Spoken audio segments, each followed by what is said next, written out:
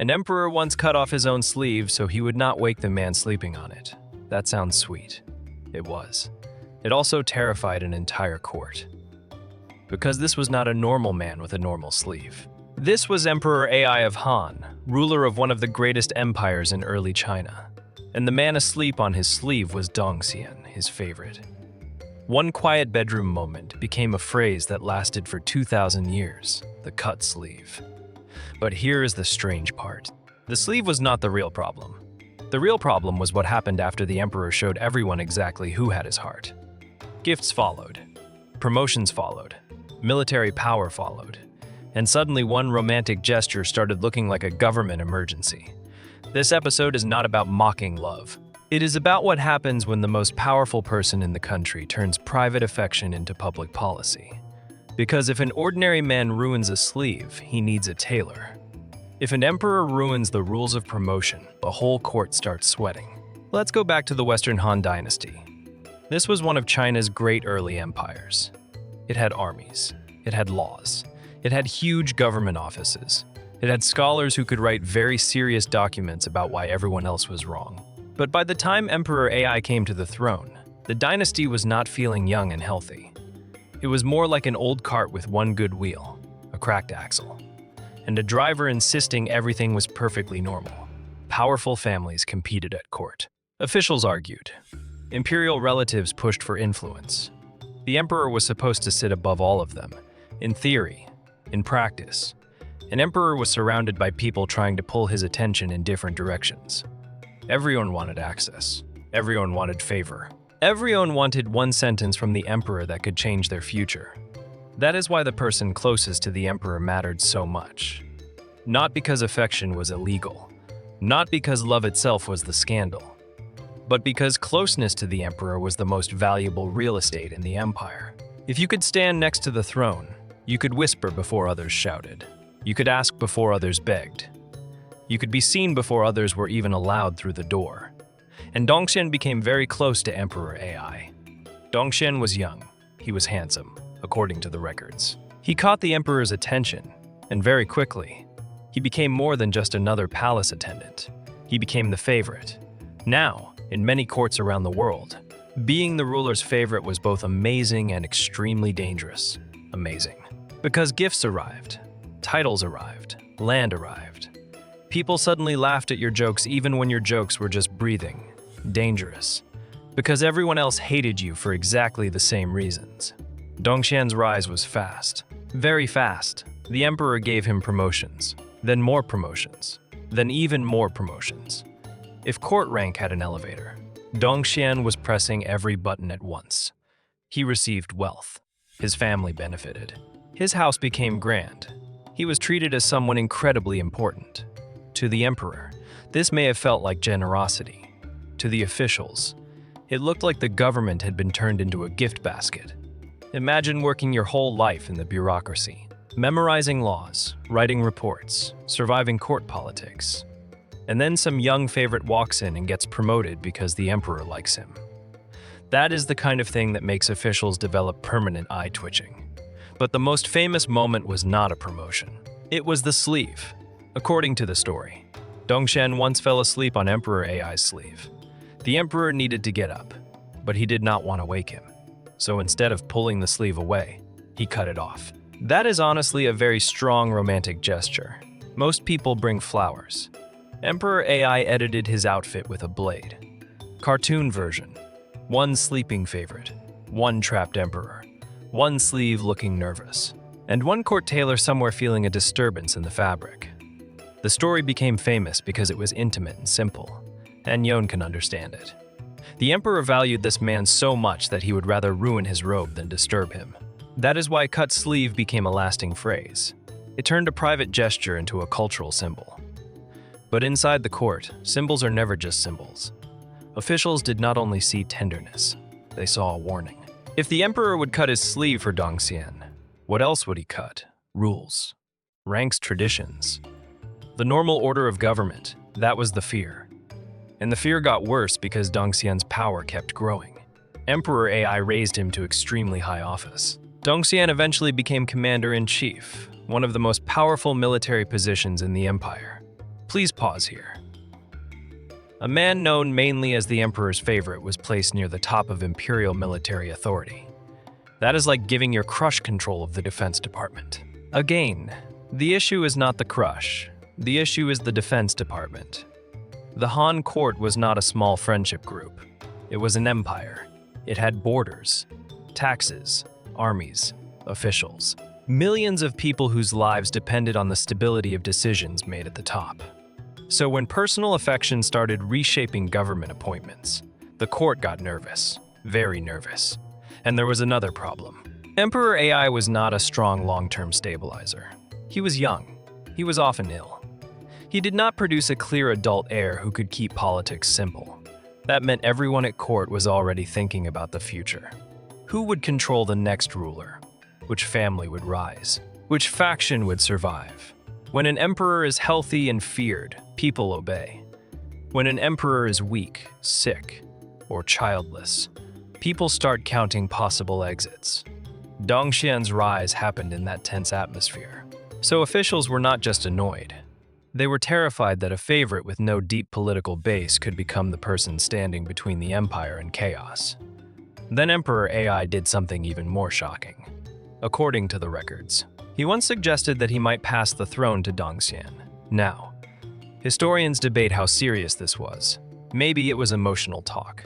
Maybe it was a dramatic compliment. Maybe it was a political fantasy that no one could realistically accept. But even as a sentence, it was explosive. An emperor saying, "Maybe I should give him the empire," is not the same as a normal person saying, "Maybe I should give him my jacket." The jacket does not contain 30 million people. The empire does. Imagine the court hearing this. Every official's brain immediately turns into a screaming goose. Because imperial succession was not a casual gift. The throne was supposed to pass through royal legitimacy, ritual, family lines, political agreement, and enough ceremony to make everyone pretend the decision was eternal. Giving the throne to a favorite would be like changing the operating system of the empire because one person had a really good smile. That does not mean Dong Xian was evil. That is important. This story is often told as if the favorite caused everything by existing. But the real problem was the emperor's use of power. Dong Xian was young. He was elevated far beyond normal expectation. He was placed in a position no favorite should have been placed in without real political strength. The emperor turned affection into authority. And authority is heavy. If you hand it to someone who cannot carry it, it crushes them. Then Emperor AI died, and everything changed immediately. This is one of the cruel rules of court politics. A favorite is powerful while the ruler breathes. When the ruler dies, the favorite suddenly discovers that many people were only bowing to the shadow behind him. Without Emperor AI, Dong Xian had very little protection.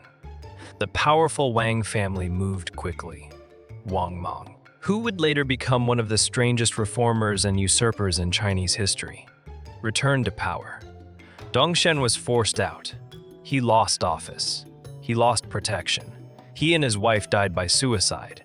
That ending is tragic, and it shows the darker side of being a royal favorite. One day, you are the center of the emperor's world. The next day, the emperor is gone, and the entire court remembers every promotion, every gift, every title, every jealous, and every reason they wanted you removed. The sleeve story survived as romance. The political story ended as disaster. That contrast is what makes this episode powerful. On one side, you have a soft human moment, a sleeping person, a trapped sleeve, an emperor choosing tenderness over convenience. On the other side, you have a collapsing political system where personal favor could distort government, anger officials, and create panic over succession. Both are true. History is annoying like that. It refuses to stay in one emotional category. It can be sweet and dangerous at the same time. It can be romantic and politically reckless. It can give you a beautiful phrase, then immediately hand you a court crisis. That is why this story is more than gossip. It asks a real question. What happens when the most powerful person in the country treats private affection like public policy? If a farmer loves someone, maybe he writes a poem.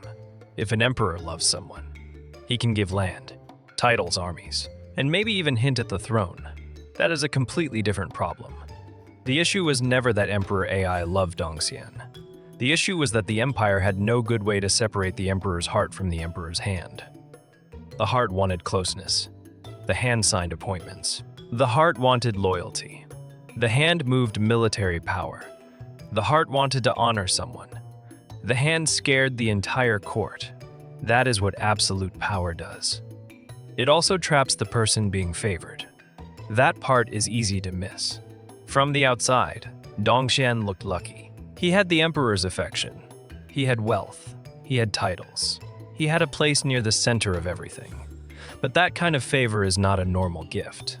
It is more like standing on a very tall ladder during an earthquake. As long as the emperor holds the ladder, you look important.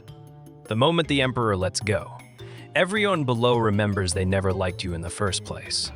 That is why favorites in royal courts often had terrible endings. They rose too fast to build real support. They made enemies too quickly to survive a change of ruler. And they became symbols for problems much larger than themselves. Dong Xian was not just Dong Xian anymore.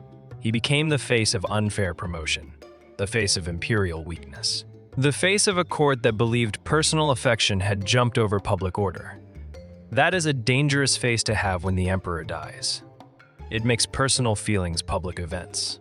It turns one person's affection into everyone else's emergency meeting. And in the late Western Han, the system was already weak enough that one favorite could become a symbol of everything going wrong. After Emperor AI, power shifted again. The Wang family rose. Wang Mang eventually took the throne and founded a short-lived new dynasty. That is another weird story for another day. But Dong Xian's fall was part of the bigger pattern. The Han dynasty was not collapsing because of one sleeve. No empire dies because of tailoring.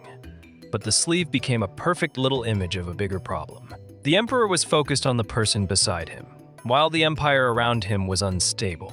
Officials feared the favorite. Powerful families waited. Succession was uncertain. And once the emperor died, the whole arrangement vanished almost overnight. So what should we remember? Not that love is foolish. Not that Dong Xian was some cartoon villain.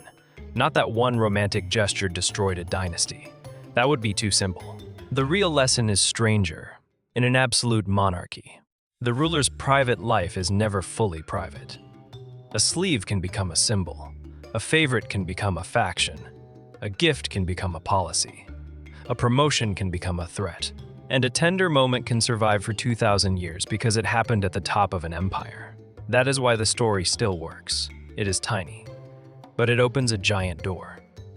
One sleeve shows us love, favor, jealousy, power, court panic, and the weakness of a dynasty that could not keep the emperor's emotions from becoming state business. The cut sleeve survived because it is simple enough to picture in 1 second. A sleeping favorite, a trapped emperor, a blade quietly solving the problem. But the reason it still matters is bigger than the sleeve. It shows how dangerous affection becomes when one person owns the state. Emperor AI did something tender. Then he gave Dong Xian a level of power no court could ignore. That is the weird tragedy of the story. The softest gesture became attached to one of the hardest questions in politics. Can an empire survive when the ruler cannot separate love from authority? In this case, the answer was not very well. A sleeve was cut to avoid waking one man. But the court woke up anyway, and it did not like what it saw.